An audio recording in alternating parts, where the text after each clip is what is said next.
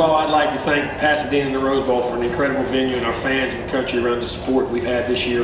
This has been a first-class trip. They've done everything under the sun to make our trip unbelievable. I mean, we don't get a chance to come out in this part of the country very much. Very blessed. And, you know, I also like to say Auburn, they're a great program, great tradition, and a great league.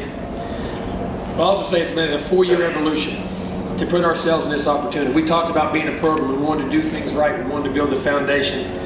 And these guys have given their hearts and souls to us as coaches, and it's been unbelievable. This team, these players, what we went through the last 3-4 years, losing 11 guys in the draft, 6 new coaches, these guys believed and kept going. And I want to say a special thank you to this senior group. This is the group that when I went to recruit them as a first-time head coach who never had anything out there, and they believed in me and this staff to be able to come here and believe the dream in which we were telling them we had an opportunity to do. This group is an unbelievable group, not only because of how it plays, but how it affects everybody on the team with their attitudes, their abilities. They make everybody better. It's a group will always be remembered in my heart, I promise.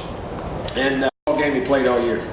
And I tell you why, because for 3 quarters, he was up and down. And he fought and he fought. And just like any great player, some nights you don't have it. When you can go back and you, like the great ones do, it's not my night, but we got a chance to win this ball game. It's in the 4th quarter. I got 1 or 2 touches left, and you can take your team down the field and lead them to victory. That's what a great player is to me. Because anybody can do it when it's their A-game night. A lot of guys can do that. Very few can do it when it's not their night. And to pull it out in an atmosphere and environment, and with what was on the line tonight, to me, if that's not a great player, I don't know what one is. We lost momentum in the game. It was 21-3. I knew with 5 minutes to go, if they got it back and scored, and the game could be over right there before half. And I knew we had the ball coming out the second half, and we're here to win this thing. We weren't here just to show up and try to play well. And I thought that's what we had to do to gain the momentum of the game back, and it worked, and we got it, went down, got the drive, and then got back in the ball game. And hopefully that's what changed the momentum of the game and got our confidence back. Mixed up.